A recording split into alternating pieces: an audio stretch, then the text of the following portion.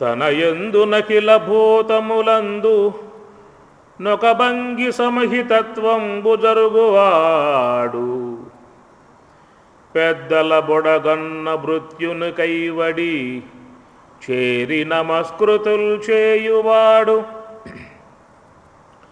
కన్నుదోయికి అన్యకాంతలడ్డంబైన మాతృభావము చేసి మరలువాడు తల్లిదండ్రుల భంగి ధర్మవత్సలతను దీనులగావ చింతించువాడు సఖుల ఎడ సోదర స్థితి జరుపువాడు దైవతములంచు గురువుల దలచువాడు లీలలందును బొంకులు లేనివాడు లలిత మర్యాదుడైన ప్రహ్లాదుడదిపా లలిత మర్యాదుడైన ప్రహ్లాదుడధిపా తనయందునకిల భూతములందునొక భంగి సమహితత్వంబు జరుపువాడు. భగవద్గీతలో పరమాత్మ మాట అంటాడు, ఆత్మౌపమ్యేన సర్వత్రా సమం పశ్యతి యోర్జున సుఖం వా యదివా దుఃఖం సయోగి పరమో మత.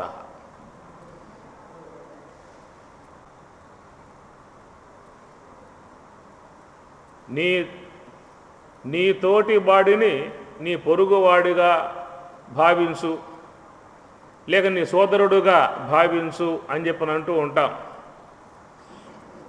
సోదరుల్లో కూడా వైరాలు వస్తూ ఉంటాయి, గొడవలు వస్తూ ఉంటాయి, ఏదన్నా డబ్బు కాడ గొడవలు వచ్చేస్తాయి. పరమాత్మ అంటాడు, ఆ సంబంధం కదయా, ఆత్మౌపమ్యేన సర్వత్రా నీలాగా చూసుకోమని చెప్పాను. ఎందుకంటే తనపై తనకేనాడు కూడా ద్వేషం రాదు, తనను అత్యంతంగా అతను ప్రేమించుకుంటూ ఉంటాడు. అందువలన నిన్ను నీవెట్లా నువ్వు ప్రేమించుకుంటూ ఉన్నావో నీలాగా అందరినీ ప్రేమించు, అందరినీ అలాగా చూడు అని పరమాత్మ గీతలో బోధిస్తాడు. ఆత్మౌపమ్యేన సర్వత్రా సమం పశ్యతి ఓ అర్జున అన్నట్లుగా ఆ మొదటి వాక్యం ఇదన్నమాట. ఇక్కడ తనయందునకిల భూతములందు సమహితత్వంబు జరుపువాడు, తనయందు అఖిల భూతములందు సమహితత్వంబు సమహితత్వంబు.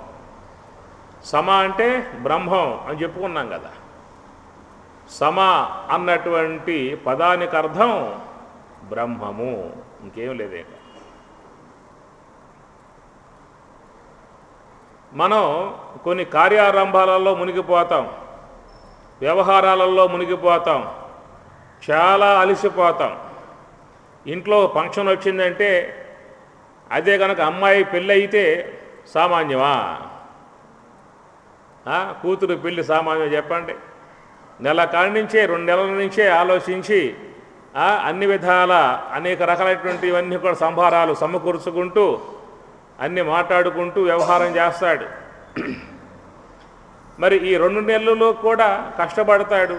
ఎట్లాగో మరి అయ్యవారి చేతిలో అమ్మాయిని పెట్టేస్తాడు, అప్పచెప్పేస్తాడు. ఇక వాళ్ళు చక్కగా సాగనంపుతారు.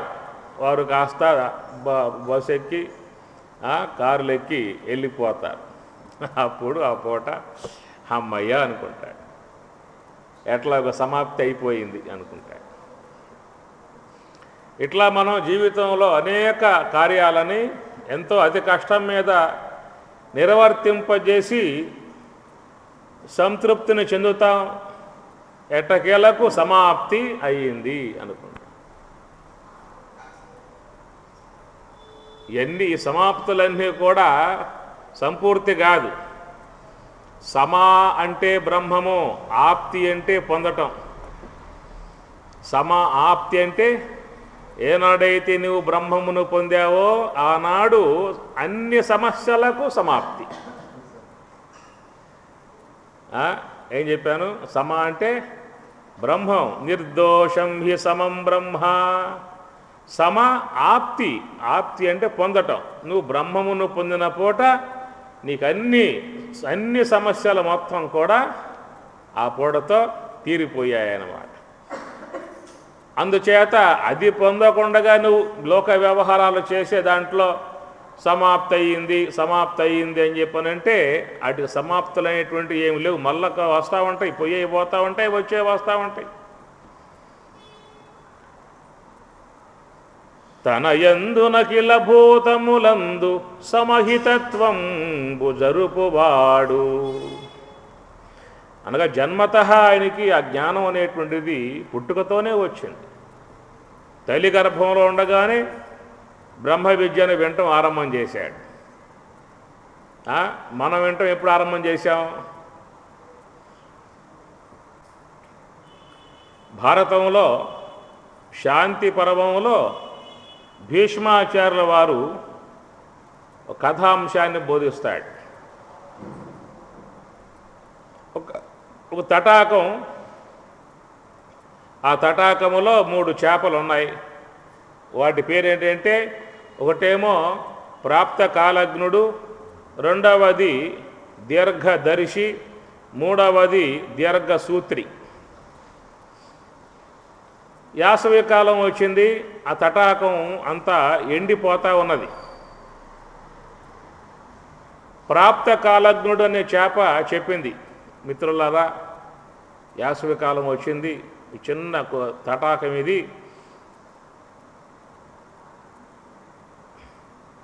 ఈ నీరు ఎక్కువ కాలం రాదు, ఎండ తీవ్రత పెరిగే కొద్దీ ఇంకిపోతుంది. అందువల్ల పక్కనే పెద్ద వాగు ఉంది, దాంట్లోకి వెళ్ళాము అంటే హాయిగా జీవించవచ్చు అని చెప్పి అన్నది. ఈ 2 ఇళ్ళ నువ్వు పోతే పోవాయా, ఎప్పుడో వచ్చేదానికి ఇప్పుడే ఆలోచించాలా, అప్పుడు చూస్తాములే అని చెప్పి అన్నాయి. ఆ విధంగా అవి మాటం లేదు. ఈ ప్రాప్త కాలజ్ఞుడు ఏం చేశాయంటే ఎట్లాగో సునాయాసంగా అవతల ఒడ్డుకి ఎట్లాగో చేరుకుని, వాగులో పెద్ద వాగుంటే ఆడకెళ్ళి హాయిగా ఉన్నాడు. మరి యాసవి కాలం నీరు ఇంకిపోతూ ఉన్నది, సగం పైగా తగ్గిపోయింది. రెండవ చేప చూసింది, అరేరే ఆనాడు మా మిత్రుడు చెప్పాడు, నేను ఆ మాట లక్ష్య పెట్టలేదు, ఇట్లాగే ఉన్నానంటే మూర్ఖంగా ఏదో పూట మొత్తం ఎండిపోతుంది, చనిపోవటం అవుతుంది అని చెప్పి అప్పుడు కొంచెం జ్ఞానం కలిగి ఎట్లాగో మెల్లగా ఈదుకుంటూ నానా ఇబ్బందులు పడి వాగులో చేరి అది కూడా ప్రాణాలను కాపాడుకున్నది. ఈ 3వ శాపం చూశారా, అది ఎక్కడికి పోవాలా, ఆడే ఉన్నది. ఆ యాసపు కాలపు ఆ సమ్మర్ ఉంటుంది కదా, ఆ వేడికి నీరంతా ఆవిరైపోగా దాంట్లో బురద మిగలగా ఆ బురదలో ఊపిరాడక కొట్టుకుని మరణించిందన్నమాట. ఇది ఈ కథాంశాన్ని మనకి భీష్మాచార్యుల వారు భారతం శాంతి పర్వంలో బోధిస్తాడు. అట్లా లోకంలో మానవ సముదాయం కూడా 3 రకాలుగా ఉంటుంది. ప్రాప్త కాలజ్ఞుడు, దీర్ఘదర్శి, దీర్ఘసూత్రి అని చెప్పని. ప్రాప్త కాలజ్ఞుడు అని చెప్పనంటే ప్రాప్త రానున్నటువంటి కాలమును తెలుసుకుని ఉన్నటువంటి వాడు ప్రాప్త కాలజ్ఞుడు అన్నమాట. అందుచేత రాబోయే కాలంలో మానవ జీవితం దుర్భరం అయిపోతుందని చెప్పి ఉద్దేశంతో వాళ్ళు చిన్నప్పుడే చక్కగా ఆ యొక్క జన్మ యొక్క సార్థకత అంశము ఈ విషయంలో మరి మహాత్ముల యొక్క ఆశ్రయం కలిగి బ్రహ్మజ్ఞానాన్ని అధ్యయనం చేసి సాధనలు కొనసాగించి మోక్ష మార్గంలో సునాయాసముగా వాళ్ళు ఆ తత్వావలోకనం చేసేవాళ్ళుగా అవుతారు. వాళ్ళు ప్రాప్త కాలజ్ఞులు. రెండవ రకం వారు దీర్ఘదర్శి. దీర్ఘ అంటే అయిపోయింది, సగం పైకి అయిపోయింది వయస్సు. ఈ సంసారం పైన పడి ఆ సంసారంతో నానా ఇబ్బందులు పడి అనేక కష్టములు నష్టములు అనుభవించి అనేక ఆటపోట్లను ఎదుర్కొని ఈ సమస్యలలో మునిగి తేలగా చివరికి ఆ సంసారం యొక్క ఇబ్బందులు పడలేక, ఆ యొక్క బాధలు పడలేక ఆనాడు ఎట్లా అని చెప్పనే భావంతో ఆ యొక్క మరి మహాత్ములను ఆశ్రయించి ఆ సమయంలో భగవద్ధ్యానము, భగవత్ చింతనం అప్పుడన్నా కాస్త చేసే విధానంగా లోకం దాంట్లో ప్రవేశిస్తాడు. అప్పుడైనా కొంచెం జ్ఞానం కలిగి ఇంతవరకు మనం ఎప్పుడో చేరాల్సింది, ఇప్పటికే వయసు చాలా అయిపోయింది, చాలా నష్టపోయాము జీవితాన్ని, ఇప్పుడైనా చేసుకోబోయాము అంటే మన జీవితం వృధా అయిపోతుంది, నష్టమైపోతుంది అనేటువంటి భావనతో మరి ఆ వయసులో మహాత్ములను ఆశ్రయించి జ్ఞానాధ్యయనం చేసి ధ్యానం ఉపదేశాన్ని పొంది సాధన మార్గాల్లో పయనిస్తాడు. అలాగా ఉన్నటువంటి వారిని దీర్ఘదర్శకులు అన్నారు. ప్రాప్తకాలజ్ఞుడు, దీర్ఘదర్శులు ఉన్నారు. మూడో వ్యక్తి దీర్ఘసూత్రి. ఇక వాడికి ఏం పట్టింది లేదేక కేవలం విషయభోగాలలో మునిగిపోయి ఉంటాడు. ఈ యొక్క ప్రపంచం అంతా కూడా, ఈ ప్రపంచమే చాలు, ఈ దేహమే నేను, ఈ భోగములే బ్రహ్మానందము, విషయభోగాలలో మునిగిపోయి, సంసారంలో మునిగిపోయి, ప్రాపంచికంలో మునిగిపోయి, ఎలాంటి గురువు అనే భావం లేకుండా, శాస్త్రం లేకుండా, ధ్యానం లేకుండా, భగవచ్చింతన లేకుండా, భగవద్ విచారం లేకుండా, కేవలం ఇంద్రియములకు లోలుడై, విషయములకు బానిస అయి, దేహ వ్యామోహం గలవాడై, మోహ వ్యామోహాల్లో మునిగి, రాగద్వేషాలు గలవాడై జీవితమంతా వాటితోనే గడిపేస్తాడు.